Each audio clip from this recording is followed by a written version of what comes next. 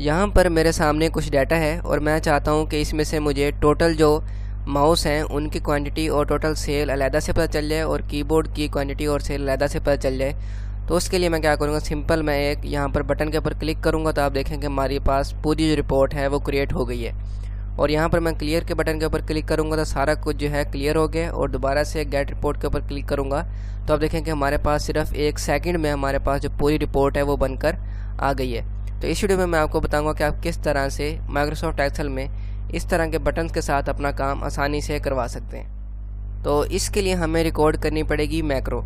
तो उसके लिए यहाँ पर आपने क्या करना है, सबसे पहले फाइल बटन के ऊपर क्लिक करना है और यहाँ पर आपने ऑप्शंस के ऊपर क्लिक करना है। क्लिक करने के बाद यहाँ पर आपने कस्टमाइज रिबन के ऊपर क्लिक करना है और यहाँ पर आपने डेवलपर टैब के ऊपर टिक कर देना है और इसको आपने ओके करना है। तो अब यहाँ पर आपको एक डेवलपर टैब मिल जाएगा, आपने इसके ऊपर क्लिक करना है और यहाँ पर आपको एक ऑप्शन मिलेगा रिकॉर्ड मैक्रो का, आपने इसके ऊपर क्लिक कर देना है और यहाँ पर आपने अपनी मैक्रो का कोई नाम दे देना है। तो मैं मैक्रो 1 लिख देता हूँ और ओके करूँगा।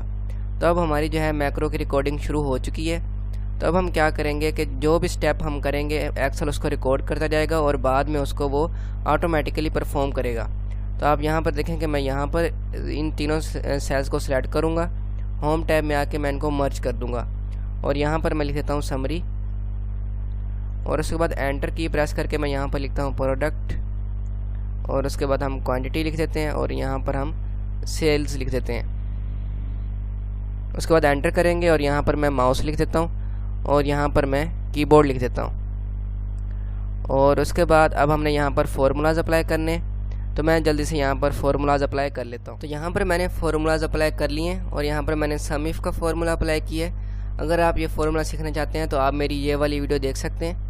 तो उसके बाद यहाँ पर मैं इसको हाईलाइट कर लेता हूँ और यहाँ पर इनको मैं बोल्ड कर दूँगा और इन सब को मैं बॉर्डर अप्लाई कर देता हूँ। यहाँ पर क्लिक करके ऑल बॉर्डर्स के ऊपर क्लिक करूँगा और उसके बाद हमारी जो मैक्रो है वो रिकॉर्ड हो रही है। और इसके बाद मैं दोबारा से डेवलपर टैब में आऊँगा और यहाँ पर मैं स्टॉप रिकॉर्डिंग के ऊपर क्लिक कर दूँगा। तो हमारी जो मैक्रो है वो रिकॉर्ड हो चुकी है। तो अब हमें इसकी ज़रूरत नहीं है, हम इसको डिलीट कर देते हैं। और उसके बाद अब हमने यहाँ पर बटन्स बनाने हैं। तो यहाँ पर हम इस तरह से इनको सेलेक्ट कर लेते हैं और यहाँ पर हम इनको मर्ज एंड सेंटर कर देंगे और इसका जो कलर है वो मैं यहाँ से ये वाला सेलेक्ट कर लूँगा। इंसर्ट टैब में जाऊँगा और यहाँ से आपने शेप के ऊपर क्लिक करना है और कोई भी शेप आपने यहाँ पर ड्रा कर लेनी है। और ड्रा करने के बाद मैं यहाँ से इसका जो है कलर, मैं यहाँ से ये वाला थीम इसका चूज़ कर लूँगा और इसमें मैं गेट रिपोर्ट लिख दूँगा। और इसका जो साइज़ है वो मैं होम टैब में आके इंक्रीज़ कर लूँगा और यहाँ से मैं इसको कॉपी करूँगा और मैं यहाँ पर इसको पेस्ट कर दूँगा।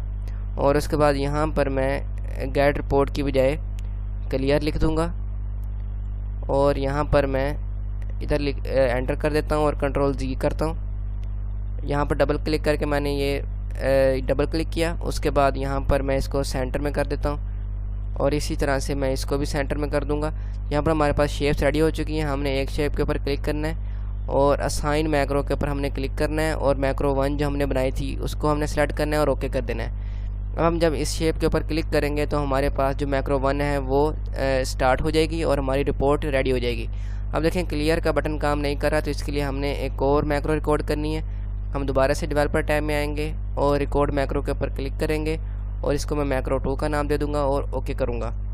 और उसके बाद हमारी रिकॉर्डिंग दोबारा शुरू हो चुकी है। हम इनको सेलेक्ट करेंगे, होम टैब में आएंगे और यहाँ पर क्लियर के ऊपर क्लिक करके क्लियर ऑल के ऊपर क्लिक कर देंगे और यहाँ पर माउस का कर्सर रख देंगे और इसके बाद हम डेवलपर टैब में आके इसको स्टॉप कर देंगे।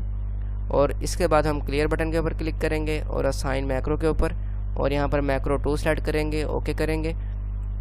और उसके बाद जब हम गेट रिपोर्ट के ऊपर क्लिक करेंगे तो गेट रिपोर्ट आ जाएगी और उसके बाद क्लियर के ऊपर क्लिक करेंगे तो ये क्लियर हो जाएगा। तो यहाँ पर मैं दोबारा से होम टैब में आता हूँ। तो अब यहाँ पर आप एक चीज़ नोटिस करें कि जब जैसे ही मैं गेट रिपोर्ट के ऊपर क्लिक करता हूँ तो ये जहाँ हर बार यहीं पर ही क्रिएट होती है। बेशक अगर मैं यहाँ पर माउस का कर्सर रखूँ, गेट रिपोर्ट के ऊपर क्लिक करूँ तो आप देखें जितनी बार मैं क्लिक करूँगा यहीं पर आएगी। लेकिन अगर आप चाहते हैं कि जहाँ आप माउस का कर्सर रखें ये वहीं आ जाए, तो उसके लिए आपने क्या करना है कि जब आपने रिकॉर्डिंग स्टार्ट करनी है तो उस वक्त आपने, जैसे मैं यहाँ पर आपने यहाँ पर यूज़ रिलेटिव रेफरेंस के ऊपर क्लिक करना है पहले और उसके बाद आपने रिकॉर्ड मैक्रो के ऊपर क्लिक करना है। तो इससे जो आपकी मैक्रो होगी वो क्या होगा कि आप जहाँ पर माउस का कर्सर रख के गेट रिपोर्ट के ऊपर क्लिक करेंगे वहीं पर आपकी जो मैक्रो है वो अप्लाई होगी और वहीं पर वो रिपोर्ट जो है वो बन जाएगी। तो इस तरह से आप मैक्रो अप्लाई कर सकते हैं। और इस फाइल को सेव करने के लिए आप ध्यान से तरीका समझ लें कि आपने क्या करना है कि आपने फ़ाइल के ऊपर क्लिक करना है और उसके बाद आपने सेव एज़ के ऊपर क्लिक करना है। आपने लोकेशन चूज़ करनी है और उसके बाद यहाँ पर आपने एक्सेल वर्कबुक चूज़ नहीं करनी है, आपने यहाँ पर चूज़ करनी है एक्सेल मैक्रो इनेबल्ड वर्कबुक। आपने इसके ऊपर क्लिक करना है और उसके बाद लोकेशन दे के आपने ओके कर देना है। और ओके करने के बाद आपकी जो फ़ाइल है वो सेव हो चुकी है। इसके बाद आप जब भी फ़ाइल को ओपन करेंगे तो आप इन बटन्स को बआसानी इस्तेमाल कर सकेंगे।